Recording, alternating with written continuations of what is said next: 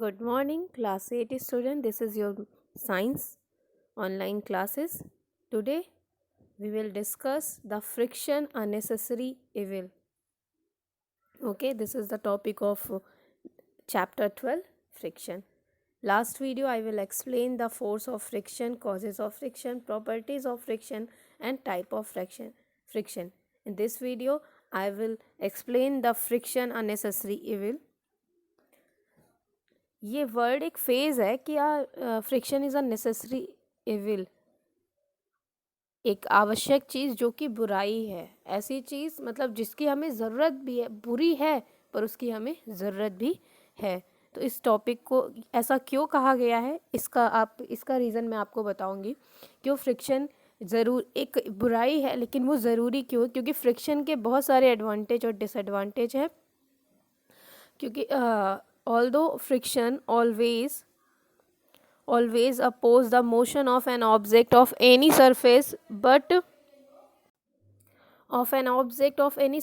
it is has the both advantage and disadvantage. इसके advantage और disadvantage दोनों हैं, इसीलिए इसे नेसेसरी इविल कहा गया है। एडवांटेज क्या है फ्रिक्शन के? The following example show the usefulness of friction in our daily life. कुछ एग्जांपल्स यहाँ दिए हैं जो आपको ये बताते हैं कि फ्रिक्शन की आपकी डेली लाइफ में क्या ज़रूरत है। तो जो फर्स्ट है वो कहता है friction is responsible for starting and stopping motion. Friction जो होता है वो स्टार्ट और स्टॉप, किसी भी ऑब्जेक्ट को स्टार्ट या स्टॉप करने के लिए क्या होता है, रिस्पॉन्सिबल होता है। जैसे कोई कार है उसमें सरफेस पे मूव करानी है, तो वो मूव कराने के लिए, उस रोड पर मूव कराने के लिए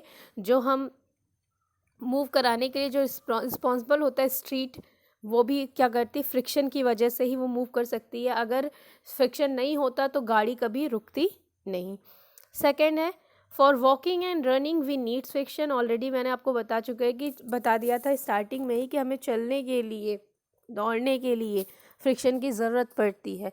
अगर फ्रिक्शन नहीं होगा तो अगर हम दौड़ना शुरू करेंगे तो हम रुक नहीं पाएंगे, हम चलते ही जाएंगे।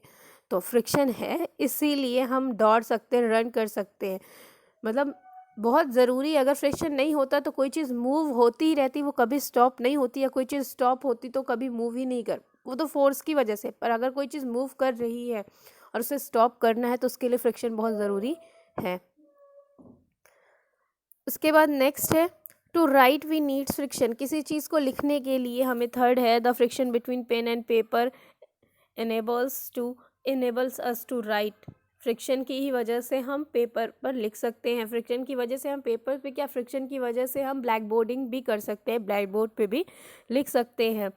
Due to the friction we cut the things. Friction की ही वजह से हम चीज़ों को कट कर सकते हैं। आप देखे होंगे आप नाइफ में, उसमें डिज़ाइंस बनी रहती है, वो कट्स बने रहते हैं। तो वो कट्स इसलिए होते हैं, वो फ्रिक्शन होते हैं, वो फ्रिक्शन होने के लिए उसमें कट्स बनाए जाते हैं, जिससे हम क्या कर सके, वेजिटेबल्स को कट कर सके जो कि उसके सरफेस से कांटेक्ट करती है। तो ये सारे क्या थे हमारे डेली लाइफ में हमें फ्रिक्शन की क्या क्या ज़रूरत थी, ये उसके अकॉर्डिंग एडवांटेज थे। अब डिसएडवांटेज क्या है? तो friction make moving are the sliding heavy object difficult. Friction की ही वजह से हम बहुत सारे हैवी ऑब्जेक्ट को मूव नहीं कर सकते स्लाइड सरफेस पर, और हमें उसके लिए बहुत सारी एनर्जी को क्या करना पड़ता है, यूटिलाइज करना पड़ता है फ्रिक्शन। तो उस फ्रिक्शन के ऊपर अब ये इसका मतलब है कि यहाँ पर एक तो एनर्जी बहुत ज़्यादा वेस्ट हो रही है, और एनर्जी वेस्ट हो रही है तो उसके पीछे बहुत सारा रीज़न है कि एनर्जी गेन करना भी हमें बहुत मुश्किल होता है। और जब हम गेन कर रहे हैं और फ्रिक्शन की वजह से अगर हम उसे बेवजह डिस्ट्रॉय कर रहे हैं या बेवजह उसे रिमूव कर रहे हैं, रिड्यूस कर रहे हैं, तो वो भी बेकार है। तो फ्रिक्शन की वजह से बहुत सारी एनर्जी क्या होती है, लॉस होती है। It is responsible for wear and tear. मशीनें अक्सर फ्रिक्शन की ही वजह से ख़राब हो जाती हैं। बहुत बार मशीनें एक दूसरे से रब हो के वो रुकने में परेशानी करती हैं, तो जिसकी वजह से क्या होता है, मशीनें ख़राब हो जाती। इसीलिए आप हमेशा देखे होंगे मशीन ऑयल आप अक्सर मशीन्स में डालते हैं कि फ्रिक्शन वो रिड्यूस कर सके। Friction decrease the efficiency of machine, मतलब अगर फ्रिक्शन हो रहा है तो अगर मशीन की क्षमता है कि वो 1 साल 1.5 साल चल जाए, और अगर वो फ्रिक्शन हो रही है तो फ्रिक्शन की वजह से अगर आप उसमें ऑयल नहीं, उसको रिड्यूस नहीं करें तो फ्रिक्शन की वजह से वो बहुत जल्दी ख़राब हो जाएगी। Tyre of the vehicles wear out due to the friction because of continuous friction.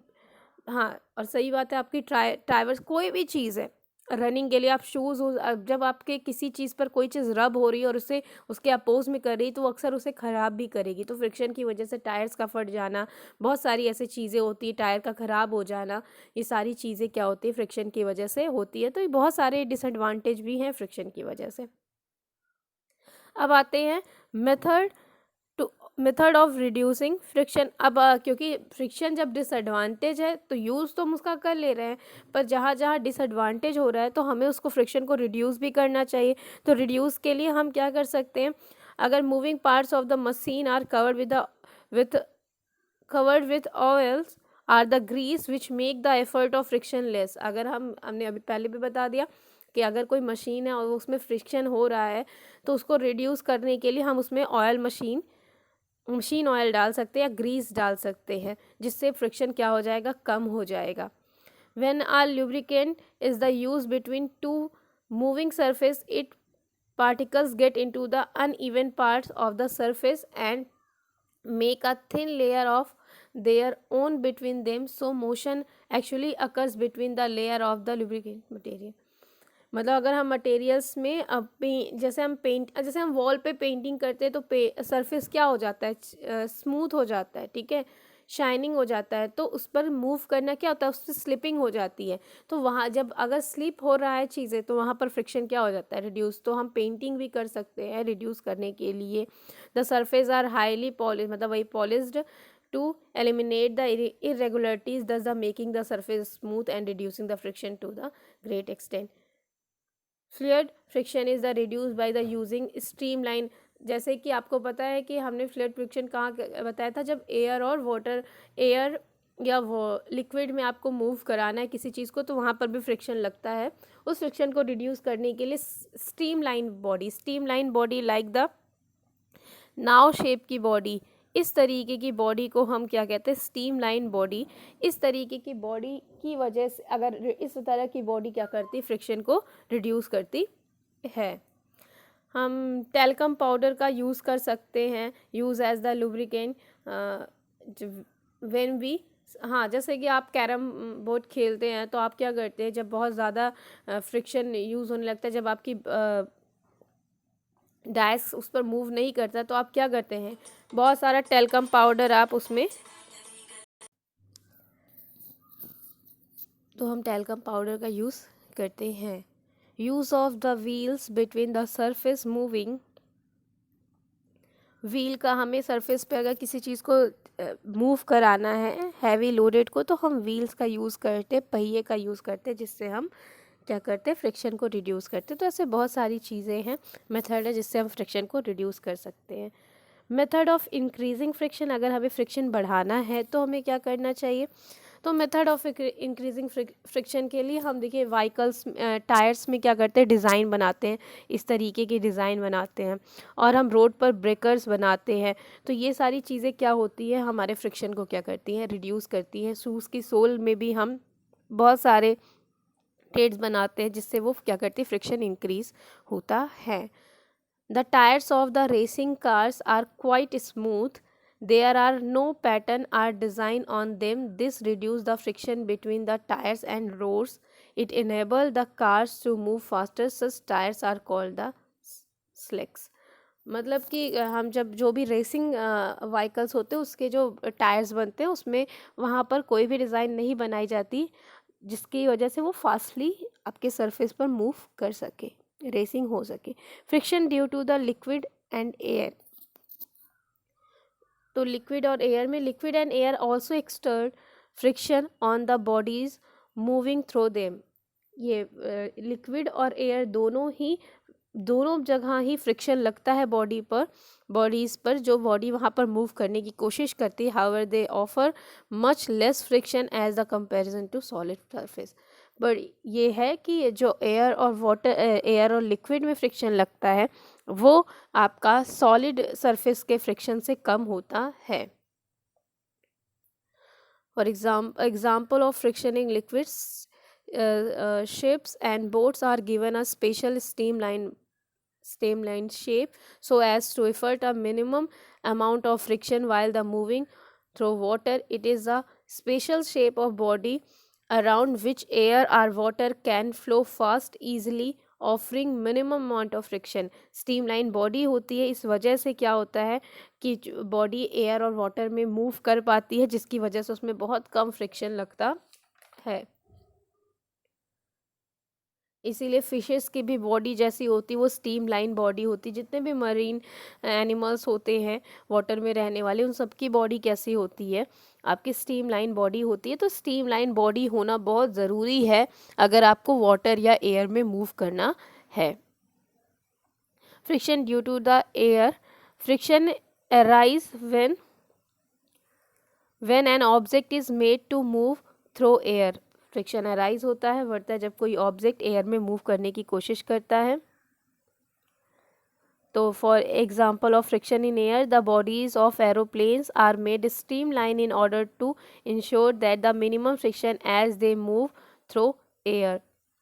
जिसकी स्ट्रीमलाइन बॉडी होती है जिसकी वजह से वो एयर में मूव कर सके। In nature the body of the all word are saved in the manner that they experience a minimum friction. इसीलिए जितने भी एयर में उड़ने वाले एनिमल्स होते हैं, बर्ड्स होते हैं, उन सभी की बॉडी उस तरीके से बनी रहती है कि वो एयर के हैबिटाट में मूव कर सके।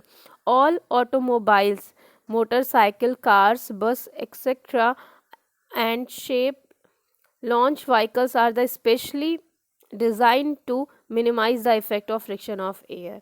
मतलब इस सभी चीज़ों की बॉडी इस चीज़ को देखकर बनाई जाती है कि वो एयर में मूव कर सके, फ्रिक्शन कम लगे। क्योंकि अगर फ्रिक्शन लगेगा, फ्रिक्शन ज़्यादा एफर्ट करेगा तो वो चीज़ मूव नहीं कर पाएगी और जिस प्रोसेस के लिए, जिस चीज़ों के लिए हम उसका यूज़ कर रहे हैं वो नहीं हो पाएगा। Do you know, boost your knowledge, do you know that the shooting star is also an example of friction of air. The most spectacular example of friction of air in the shooting star are the meteors. Shooting star are actually stone-like object that enters Earth atmosphere from space. Since they have a very high velocity, so the friction due to the air is extremely high. Due to this high friction, the temperature of meteor rise to such a high degree that they catch fire and begin to glow. क्या होता है कि जो shooting star होता है metros, वो बहुत highly velocity से वो क्या करता है, आपके अर्थ की तरफ आता है और जितनी आपकी सेम आप जो एयर में फ्रिक्शन वो होता है, फ्रिक्शन होता है, वो उस पर लगता है उतनी स्पीड से और वो इतनी एनर्जी को रिड्यूस करता है अपने से, जिससे वो एयर में क्या लग जाता है, एयर क्या होता है, वो बर्न होने लगता है और ग्रो करने लगता है। Thus the heat generate due to the friction of air is so larger that they usually get the evaporate before the reaching the surface of the earth. और वो इतना ज़्यादा हाईली होता है, जैसे ही वो सरफेस के अर्थ पर आता है वो इवापोरेट हो जाता है। The surface of the only very large meteors can reach earth surface and they are known as the meteoroids. और इतना हाईली होता है कि वो वहीं पर जलकर वो ख़त्म हो जाता है। कुछ ही ऐसे होते हैं जो बड़े लार्ज होते हैं मेट्योर, जो अर्थ पर आ पाते हैं, जिन्हें हम मेट्रोइड्स कहते हैं। तो मैंने ये आपको लेसन कंप्लीट कर दिया, आज एंड हो गया है, चैप्टर एक्सप्लेन हो गया। जो भी टॉपिक आपको लग रहा है नहीं समझ में आया तो एक बार आप मुझसे कमेंट सेशन में बोल दीजिएगा कि ये टॉपिक नहीं समझ में आया, तो मैं वापस से उसे एक्सप्लेन कर दूँगी। आप सभी के पास बुक्स होंगी तो आप एक्सरसाइज फाइंड कीजिए। तो कल मैं नेक्स्ट डे आपको एक्सरसाइज और क्वेश्चन आंसर सेंड करूँगी, जिससे आपको एक्सरसाइज आपको बुक्स में करनी है और क्वेश्चन आंसर आपको नोटबुक में नोट करना है। अगर वीडियो अच्छा लगे तो लाइक कीजिए, शेयर कीजिए, कमेंट कीजिए। Thank you.